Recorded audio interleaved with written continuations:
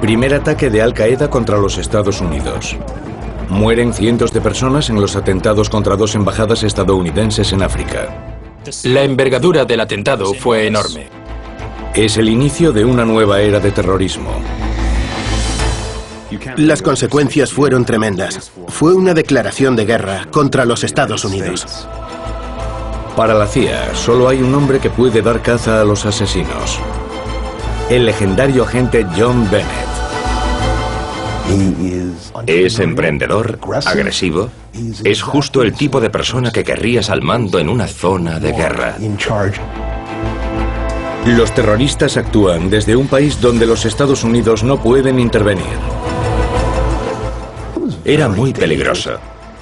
Los clanes somalíes podían traicionarte por unos dólares.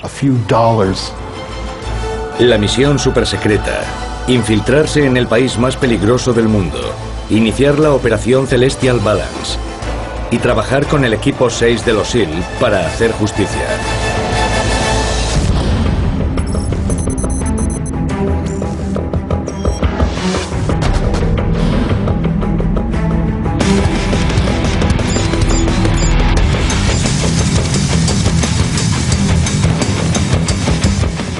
CIA al descubierto, Operación Celestial Balance.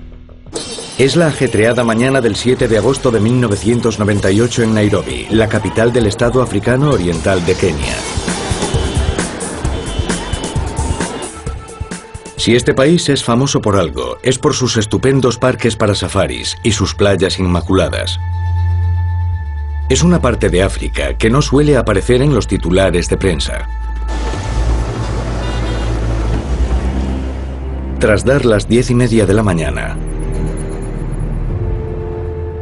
una furgoneta se acerca a la embajada de los Estados Unidos y en vez de aminorar la velocidad en la barrera, acelera.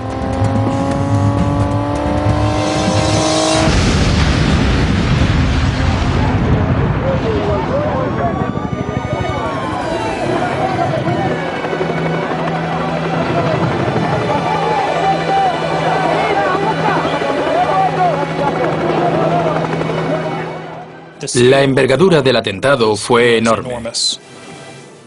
No solo por la potencia del estallido, que destruyó la embajada y algunos edificios cercanos, sino también por la andanada de cristales rotos que desperdigó en un amplio radio. La mayoría de los keniatas que resultaron malheridos lo fueron por fragmentos de cristal. La cifra total de muertos es de 12 estadounidenses y 200 keniatas. Y hay más de 4.000 heridos.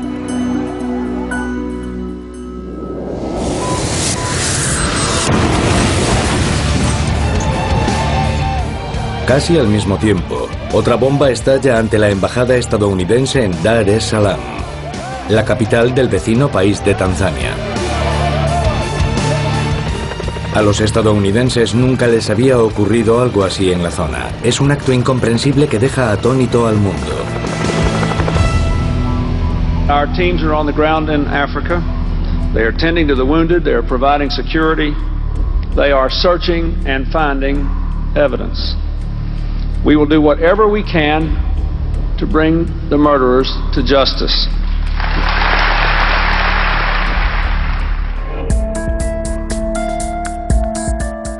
Para un puñado de expertos de los organismos de inteligencia y seguridad estadounidenses, enseguida queda claro que la complejidad de una operación semejante no puede haber sido obra de individuos que trabajen solos.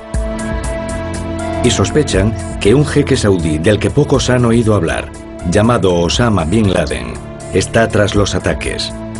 A principios de año había declarado la guerra santa contra los Estados Unidos. Y ahora es evidente que quiere que el mundo sepa que ese país tiene un enemigo implacable, que atacará sin avisar. Los atentados de 1998 contra las embajadas fueron un punto de inflexión. Hasta entonces Al Qaeda había sido una presencia oscura y en segundo plano. El público no la conocía. No era muy conocida fuera de los círculos de inteligencia.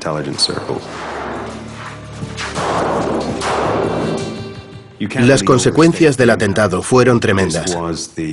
Fue una declaración de guerra contra los Estados Unidos. La única explicación para la ubicación de los atentados es la facilidad con la que podían cometerse. La poca seguridad, la corrupción y los blancos fáciles, entre ellos los turistas occidentales, hacen del país un lugar idóneo para una pujante organización terrorista. El atentado contra las embajadas desveló que la célula africana oriental de Al-Qaeda había hallado en Kenia un ambiente muy propicio para trabajar. Había poblaciones costeras musulmanas descontentas que le brindarían apoyo. La corrupción política y policial de Kenia les permitía operar con casi total impunidad. Y había miles de objetivos fáciles de alcanzar.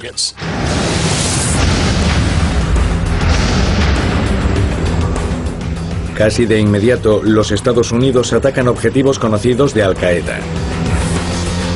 Today I ordered our armed forces to strike at terrorist-related facilities in Afghanistan and Sudan. Pero los americanos no logran lo que buscaban. El ataque contra una base de Sudán destruye una inofensiva fábrica farmacéutica. 75 misiles destruyen 4 campos de adiestramiento de Al-Qaeda en Afganistán, con el objeto de matar a Osama Bin Laden, pero no está en ninguno de ellos. Además de perseguir a Osama Bin Laden, la CIA quiere a la célula responsable de la planificación y ejecución de los atentados. A las pocas horas del atentado, la policía keniata tiene un asombroso golpe de suerte. Detiene a un hombre que resulta ser uno de los atacantes suicidas. Uno que se asustó y huyó en el último momento.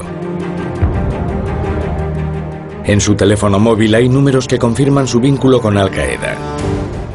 Pero el hombre aporta un dato todavía más valioso: el nombre de su contacto de Al-Qaeda en Nairobi. Se trata de Harun Fasul.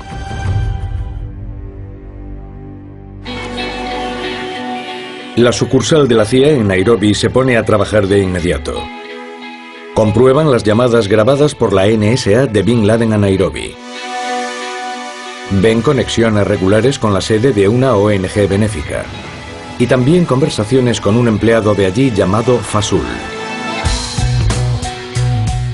Cuando los investigadores registran la sede de la ONG, descubren pasaportes falsos que muestran que Harun Fasul es un alias usado por alguien llamado Fasul Abdullah Mohamed. Resulta ser un terrorista curtido, con más de una década de experiencia. Fasul tenía una trayectoria larga y variopinta. Se movía por varios sitios distintos, dentro y fuera de África, llegando incluso hasta Pakistán.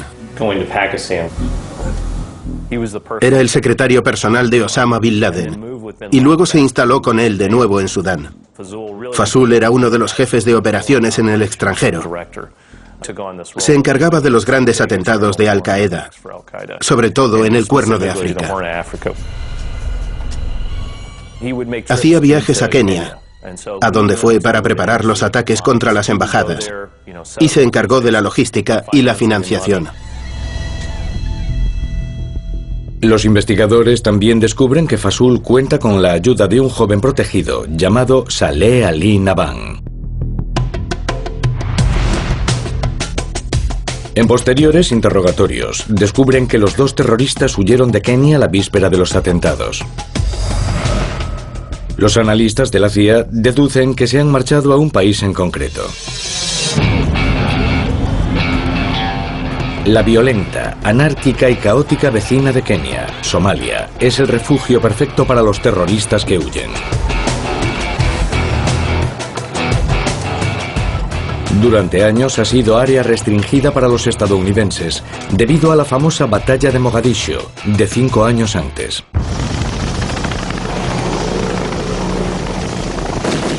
El derribo de un helicóptero Black Hawk y la posterior operación de rescate se habían saldado con numerosas bajas estadounidenses.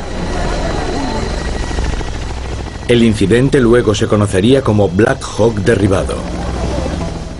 18 soldados de élite estadounidenses resultaron muertos y también cientos de somalíes. Los Estados Unidos se retiraron y los somalíes tuvieron que apañárselas solos durante varios años.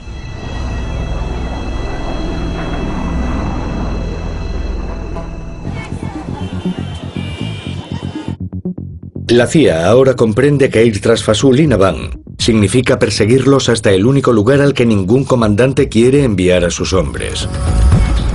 Somalia es una zona muerta, donde los Estados Unidos no tienen bases, amigos ni contactos. Los activos que la inteligencia estadounidense tenía en Somalia eran prácticamente inexistentes. Cuando las tropas estadounidenses se retiraron de Mogadiscio en 1993, la sucursal de la CIA se fue con ellos. La CIA trabaja prácticamente a ciegas y tendrá que organizar una operación de recogida de información partiendo de cero. Es muy difícil entrar allí y conseguir información. No hay red de intercepción de señales, así que tienes que fiarte de lo que te cuenten. Y entonces la CIA descubre otro dato inquietante. Como los musulmanes de Kenia desconfían del gobierno cristiano apoyado por los Estados Unidos, los simpatizantes de Al-Qaeda abundan en la frontera de Kenia y Somalia. Es una situación que les va de perlas a los terroristas. La dinámica interna de Kenia favorecía a individuos como Fasoul y Nabhan. Así que trabajamos con el gobierno keniata, que es de mayoría cristiana, y con las tribus de Kenia central. Pero la costa keniata musulmana siempre ha sido una minoría, en cierto modo una minoría oprimida, y debido a esta división del país, Nabhan y Fasoul podían moverse por la costa de Kenia y entre esas poblaciones musulmanas. Se averigua que es muy posible que Fasoul y Nabhan estén protegidos por una comunidad pesquera musulmana en una de las muchas islas que tachonan la costa de Kenia.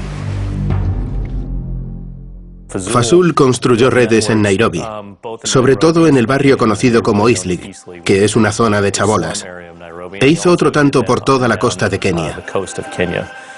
Iba por todos esos lugares, luego regresaba a Somalia, e incluso allí reclutaba keniatas que adiestraba en Somalia y luego volvían a Kenia. Sabían manejar muy bien esas redes. Les daban cierta capacidad para moverse por toda la costa. Cuando llegaba la hora de ejecutar un ataque, sabían exactamente cómo hacerlo. Y contaban con una red sólida para ello.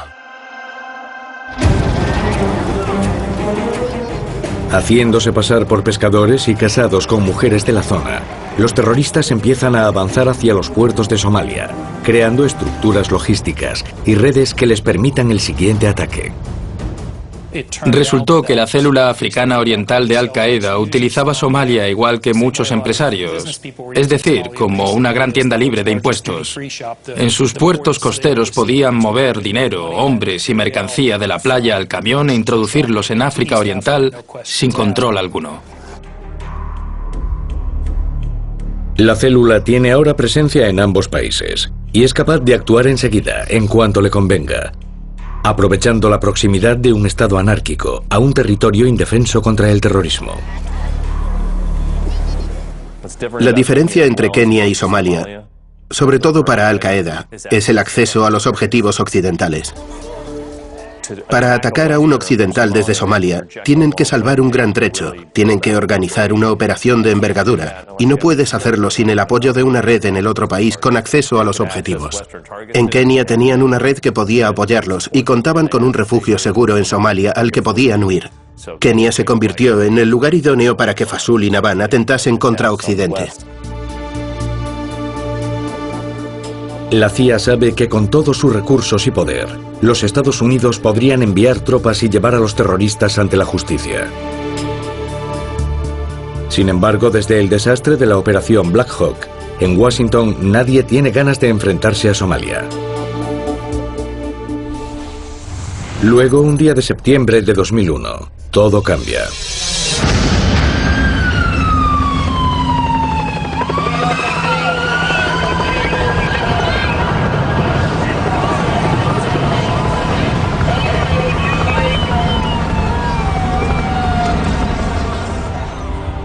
and have ordered that the full resources of the federal government go to help the victims and their families,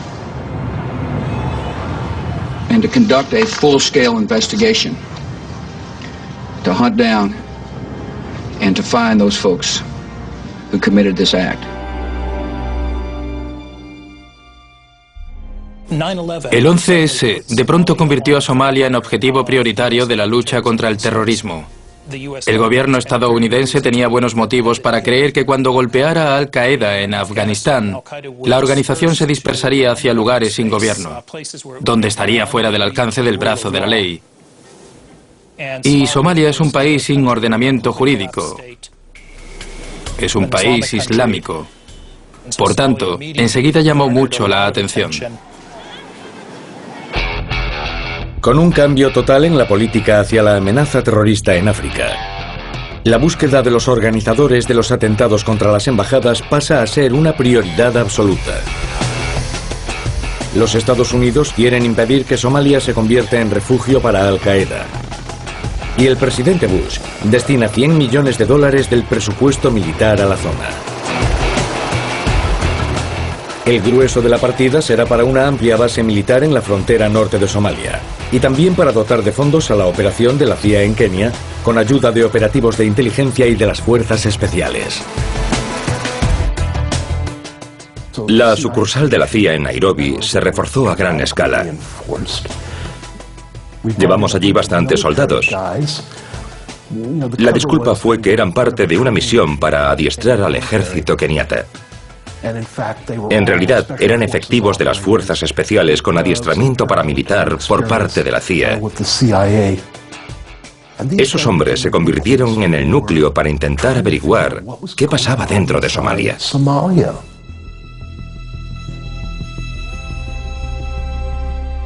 Pero ni todo el dinero del mundo le daría a la CIA lo que más necesitaba: información sobre el paradero de Fasool y Naban.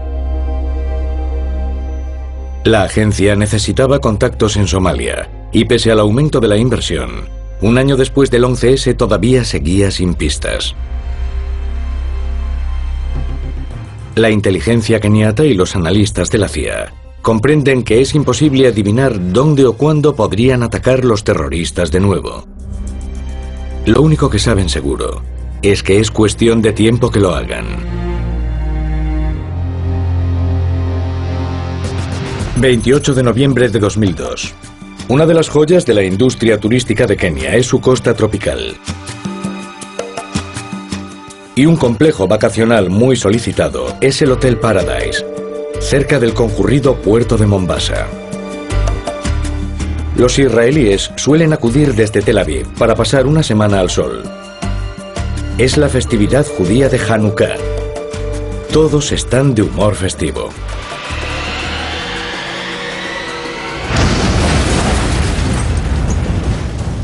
De repente, un coche estalla delante del hotel.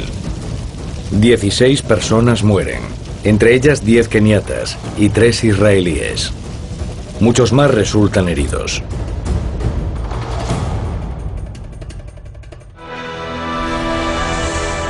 A 1,5 kilómetros y al mismo tiempo, un vuelo charter de Mombasa a Israel despega con 200 turistas que vuelven a casa.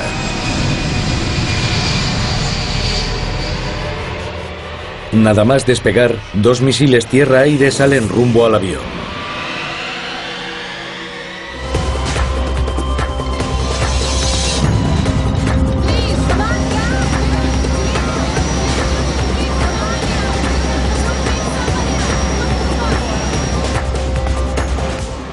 Los misiles no dan en el blanco, por poco. Ataques coordinados simultáneos. El sello de Al-Qaeda. Igual que los ataques contra las embajadas estadounidenses 4 años antes. Fue un ataque en 2 frentes. El primer grupo constaba de 2 atacantes suicidas que irían al Hotel Paradise, pero Naban se encargaría de dirigir la operación del aeropuerto de Mombasa. De hecho, fue él quien disparó uno de los misiles contra el avión. Por suerte, ninguno de los 2 misiles alcanzó el objetivo, pero Navand dirigió ese grupo. Luego se reunió con los otros.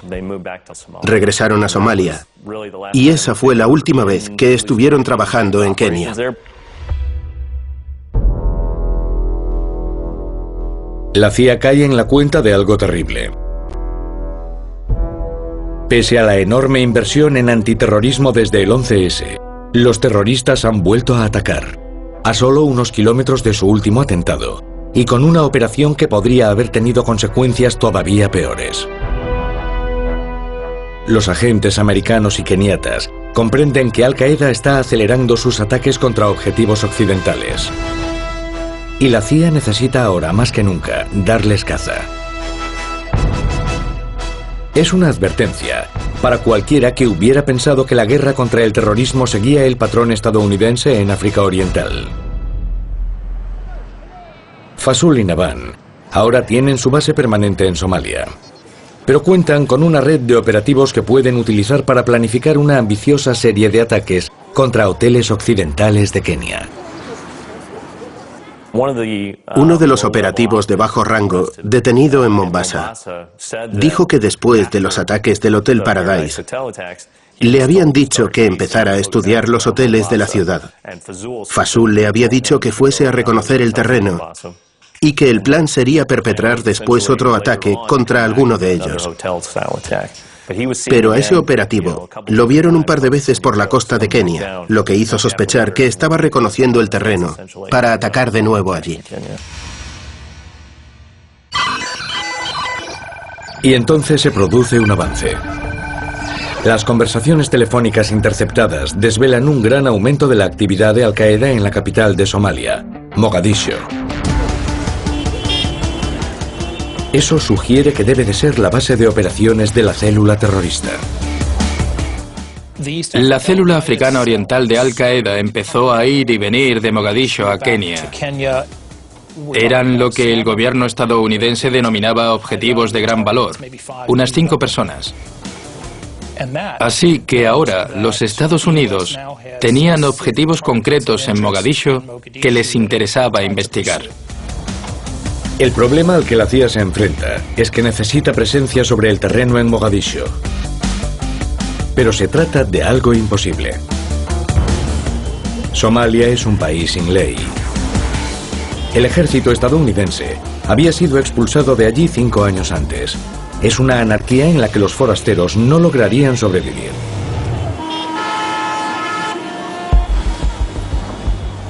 Luego sale a la luz un dato de crucial importancia.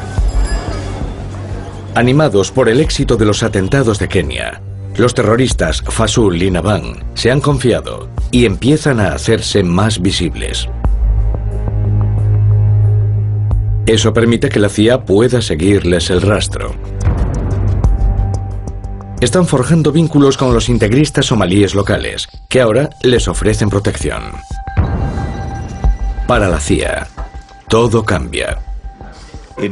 Cada vez estaba más claro que la red africana oriental de Al-Qaeda tenía aliados locales en Somalia, que estaban protegidos por milicianos. Por entonces no tenían nombre. Sus líderes aún eran desconocidos. Pero había un nexo en Somalia entre Al-Qaeda de África Oriental y los integristas locales. De ahí en adelante, la investigación antiterrorista estadounidense se centraría en los líderes de Al-Qaeda en Somalia y en sus asociados locales. La CIA comprende que al afianzarse la presencia de Al-Qaeda en la capital somalí, hay que recurrir a lo que habían descartado. Tendrían que enviar agentes en una operación secreta al lugar más peligroso de África para los estadounidenses. Y recurren al único hombre que puede hacerlo posible. Un legendario agente curtido en años de operaciones secretas en África. Famoso porque corre riesgos extremos y consigue resultados en todas sus misiones. Su nombre, John Bennett. John Bennett era muy bueno en su trabajo.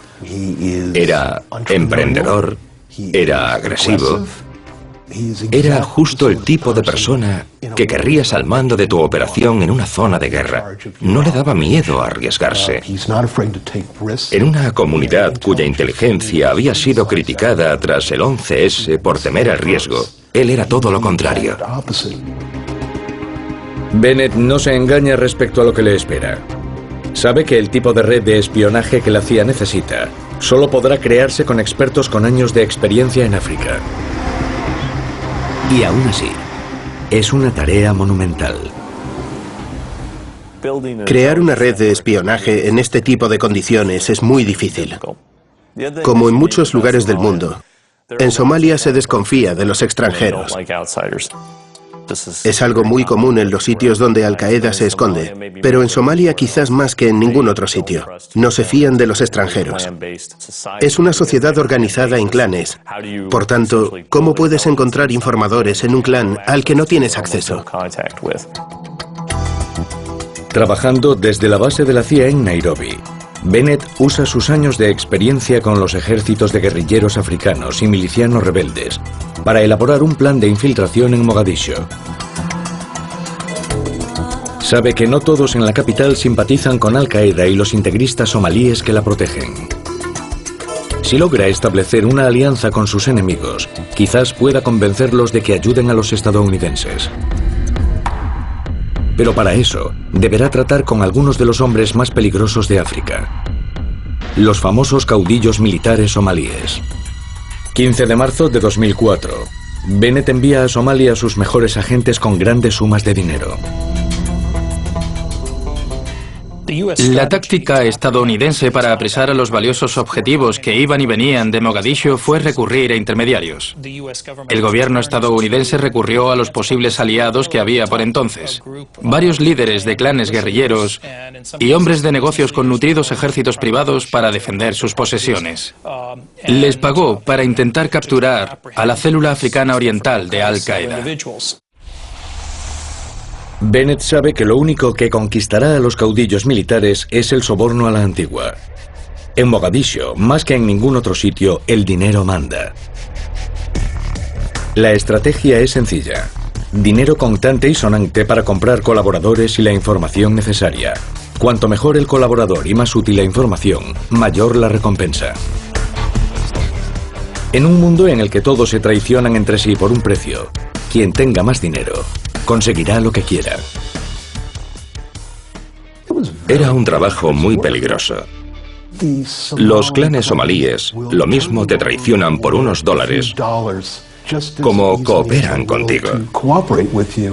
Así que los americanos que trabajaban en esa parte del mundo con esos caudillos de clanes arriesgaban la vida.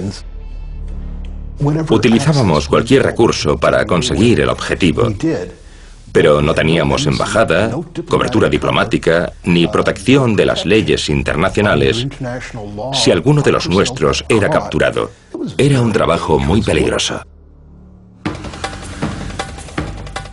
El acercamiento de Bennett a los caudillos militares parece dar resultado. Poco a poco empiezan a capturar sospechosos y se los entregan a la CIA. Los contactos en los clanes se utilizaron para identificar y localizar a los líderes de Al-Qaeda.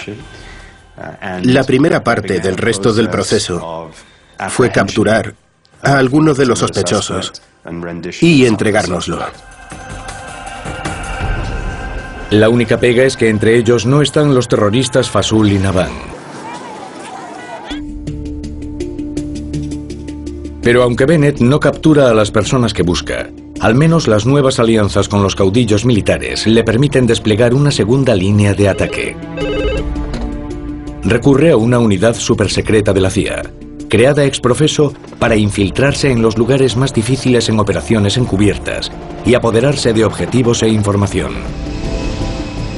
La División de Actividades Especiales. Trabajan con especialistas en comunicaciones pertenecientes a la Unidad de Apoyo a Inteligencia. Bajo la protección de los caudillos militares, pueden trabajar muy cerca de Al-Qaeda en la capital somalí. Tienen años de experiencia en seguimiento de insurgentes en Afganistán. y saben crear redes de agentes e informadores locales.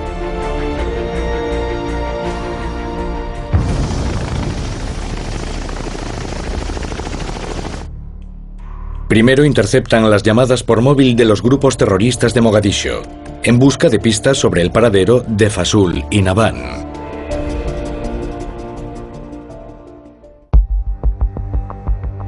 Luego, Bennett recurre a una tercera táctica. Las carreteras somalíes están llenas de camiones que llevan mercancía a través de las fronteras hasta Kenia y Etiopía. Conductores y comerciantes viajan mucho por el país, y si les pagan bien trabajarán como espías. Casi de inmediato las sucesivas tácticas de Bennett dan resultado. Varias fuentes confirman la existencia de una nueva célula de Al-Qaeda dirigida por Naban, y un plan bastante avanzado que podría causar muchísimos muertos. Naban planea alquilar un avión y estrellarlo contra la embajada de los Estados Unidos en Nairobi. 2 camiones con bombas estallarían de forma simultánea a las puertas del complejo recién construido. Todos los vuelos entre Somalia y Kenia quedan suspendidos de inmediato y se evacúa la embajada.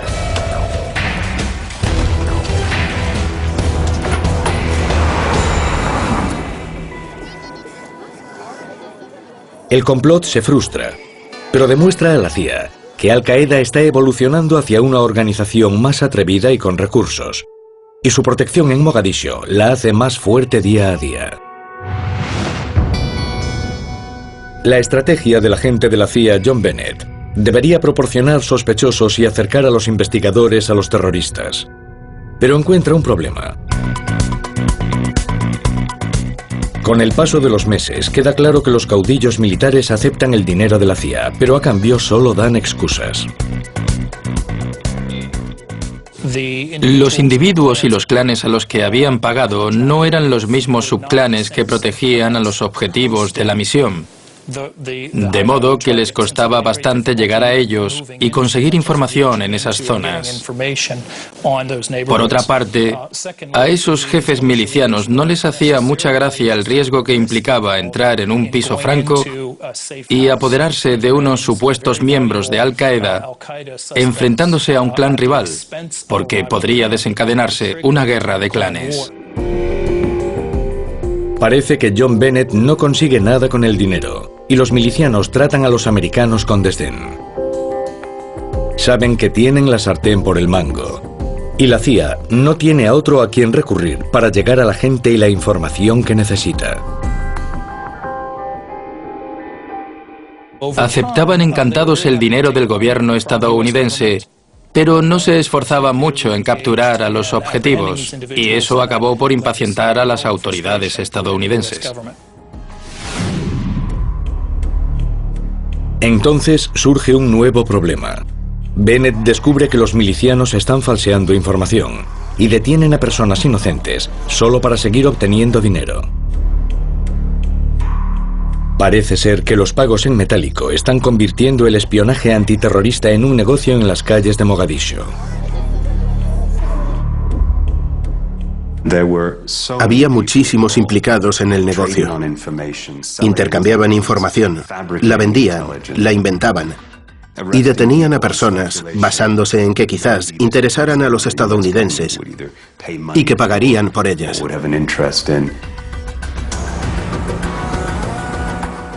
La detención de sospechosos de Al-Qaeda era bastante impopular, porque los milicianos no siempre comprobaban si capturaban a la persona correcta.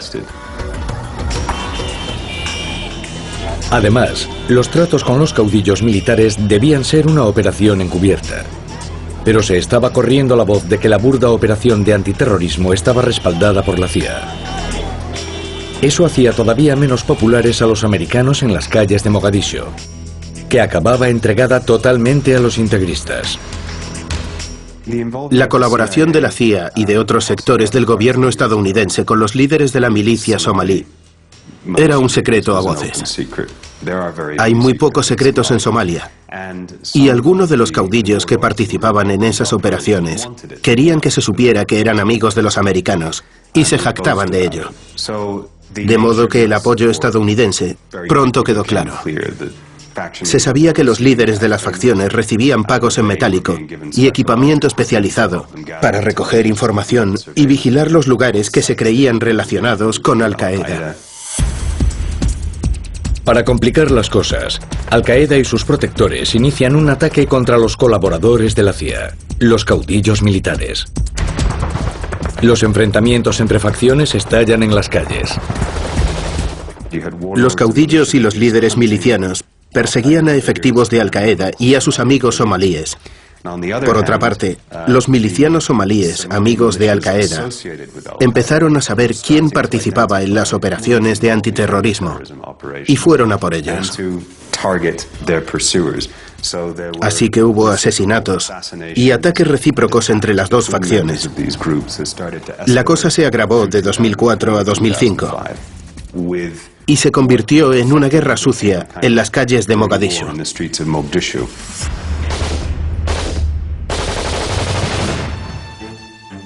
Luego, los expertos en comunicaciones de la Unidad Especial estadounidense descubren mediante escuchas una información preocupante. Los integristas somalíes que protegen a Fasul y Naban están ganando rápidamente adeptos y fuerza en la capital. Entre 2002 y 2004 empezamos a ver el ascenso de una pequeña milicia, un grupo islámico integrista que respondía ante uno de los 14 tribunales islámicos de Mogadiscio. Casi ninguno de esos tribunales era radical, eran tradicionales. Los dirigían clérigos sufíes tradicionales y ancianos de clanes, pero en ese en concreto había elementos integristas, y esa milicia con el tiempo acabó siendo conocida como Al-Shabaab. Estaba integrada por muyahidines que habían estado en Afganistán, y ese fue el vínculo que aprovechó la célula africana oriental de Al-Qaeda. Los terroristas están ahora protegidos por miles de integristas islámicos que son tan peligrosos como Al-Qaeda, y sus principales enemigos son los caudillos militares que colaboran con la CIA. No podía haber peor noticia. La CIA está perdiendo su protección en Mogadiscio. El poder en la ciudad está pasando de los caudillos militares a los integristas. Y los americanos están en el bando equivocado. Para los operativos sobre el terreno, pese a todos sus esfuerzos, todo indica que la CIA será expulsada de Somalia de nuevo.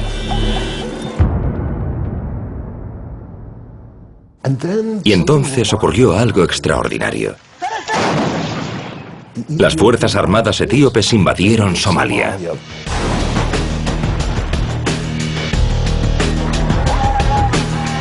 Etiopía, la vecina cristiana de Somalia, es aliada de los Estados Unidos y está más alarmada que nadie por el auge de los integristas en Mogadiscio. Etiopía no iba a tolerar el ascenso de un grupo islamista integrista en Mogadiscio. Tenían que deshacerse de aquella amenaza. Etiopía envió a más de 10.000 soldados y ocupó Mogadiscio. Para asombro de todos, la CIA vuelve a tener una oportunidad. Es casi el mejor regalo de Navidad que Bennett podría haber esperado. Cuando el ejército etíope entra en Somalia, la CIA recibe una invitación para situarse tan cerca de la acción como desee. La CIA y sus fuerzas especiales utilizan ahora al ejército etíope para capturar a militantes e interrogarlos. En poco tiempo sale a la luz información vital. Los nuevos datos indican que Al-Qaeda se ha trasladado al sur, al único sitio donde sabe que puede defenderse. Una isla llamada Ras Kamboni. Ras Kamboni es el nombre dado tanto a una isla como a la zona costera fronteriza con Kenia y Somalia. Es un lugar muy remoto. Era una base de adiestramiento y un lugar de aprovisionamiento. Sabemos que iban y venían de esa zona. Allí tenían un negocio pesquero en funcionamiento. Está mencionado en sus documentos. Dicen, tenemos acceso al puerto. Es un buen sitio para traficar y desplazar personas, armas, dinero, lo que sea. Y está cerca de Kenia. Estratégicamente, Ras Kamboni no podría ser una base mejor. Está protegida por pantanos en el interior y es muy difícil de atacar por tierra o por mar. Los analistas creen que Fasool y Nabhan se esconden allí. Esta es la oportunidad que la CIA ha estado esperando. Cuando el ejército etíope asedia la ciudad, los cañoneros AC-130 se envían para castigar los campos de adiestramiento con fuerza letal.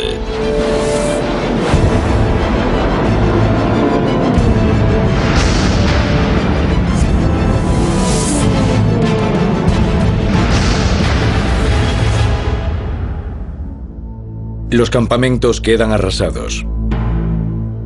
Pero no hay ni rastro de Fasool ni de Nabhan.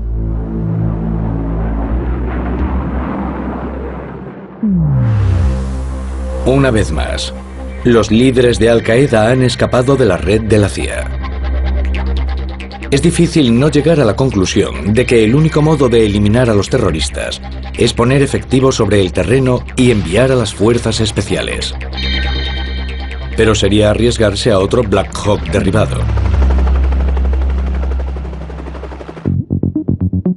En Mogadiscio, la situación política, cada vez más inestable, implica que a los americanos se les acaba el tiempo para encontrar a los terroristas. Pese a la invasión etíope, Al-Shabaab, los protectores integristas de los terroristas de Al-Qaeda, Fasool y Nabhan, está ganando popularidad con rapidez. En ese momento, a principios de 2007, Al-Shabaab pasa de ser una pequeña milicia islamista con unos 400 mujahidines a ser una organización mucho mayor que incluye a miles de somalíes que la apoyan tácticamente para echar a los invasores etíopes de Somalia. Por tanto, Al-Shabaab ahora se elige en adalid del sentimiento antietíope que se afianza en Somalia. La CIA sabe que el poder de Al-Shabaab significa que será cada vez más difícil atrapar a sus aliados Fasool y Nabhan. A continuación, la División de Actividades Especiales de la CIA descubre información de que los terroristas tienen problemas. Una crisis política en Al-Shabaab significa que han empezado a pelearse entre ellos. Los protectores de Fasool y Nabhan están perdiendo eficacia. Eso podría dejarlos al descubierto y darle a la CIA la oportunidad que tanto necesita. Había disputas internas en el seno de Al-Shabaab. Discutían sobre quién sería el líder, quién estaría al mando, si eran más importantes los problemas somalíes o esos luchadores extranjeros que habían llegado. Las disputas hacen que uno de los terroristas, el líder de Al-Qaeda, Saleh Ali Nabhan, se desplace con más frecuencia para mediar en ellas y alcanzar pactos. Esos desplazamientos facilitan su vigilancia. La CIA localiza enseguida su domicilio en la capital. Es vigilado día y noche. Averiguan que de vez en cuando Nabhan viaja al sur de la capital, por lo general en un solo vehículo, y va poco armado.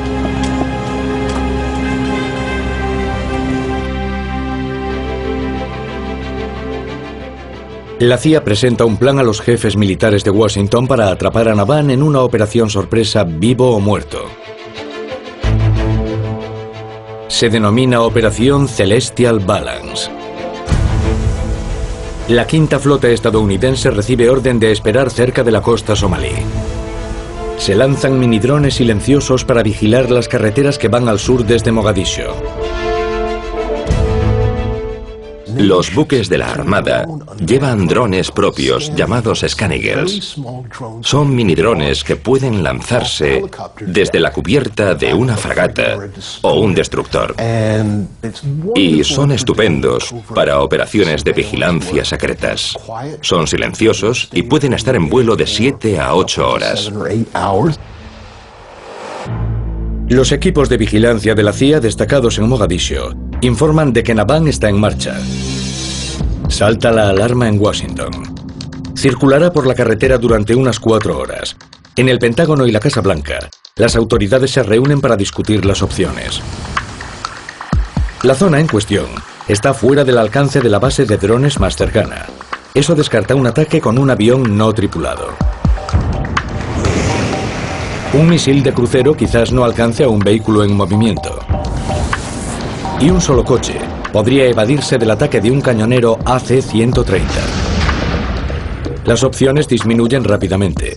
Y los jefes militares del Pentágono deben pensar en una operación en el país más peligroso del mundo para los soldados estadounidenses.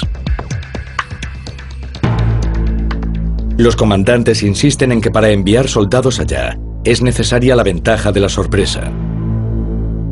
Pero Nabhan viaja por campo abierto, el peor terreno para una emboscada. Es crucial actuar con precisión y localizarlo. El ataque nunca se habría efectuado sin saber a ciencia cierta dónde estaba Nabhan exactamente. Era necesaria información en tiempo real de los drones de reconocimiento.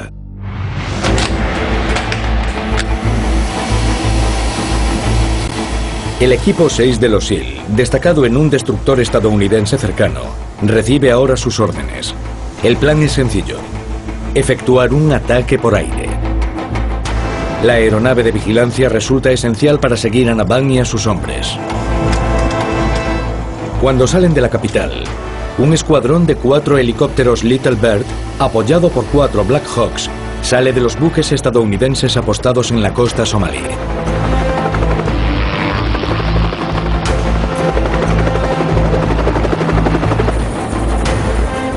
Localizada la situación de Nabhan, el equipo 6 de los SEAL interviene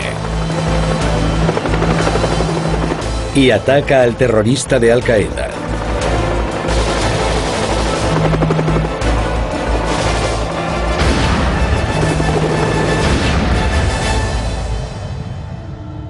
Matándolo a él y a sus acompañantes.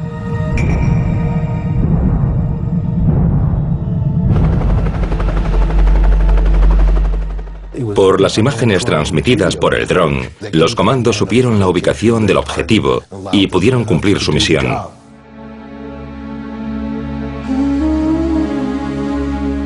El cadáver de Nabhan se traslada para su identificación formal y luego ser sepultado en el mar.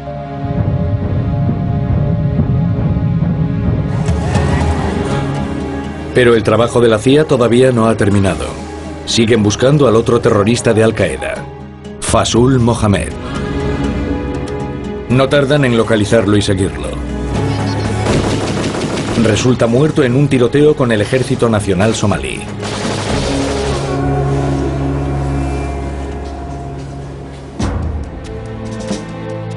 Con los 2 terroristas más buscados de África fuera de combate, se ha hecho justicia para las víctimas de los atentados contra las embajadas estadounidenses. Esto significa el éxito de la Operación Celestial Balance y la eliminación de una grave amenaza terrorista en África Oriental. Somalia deja de ser el siguiente refugio de Osama Bin Laden.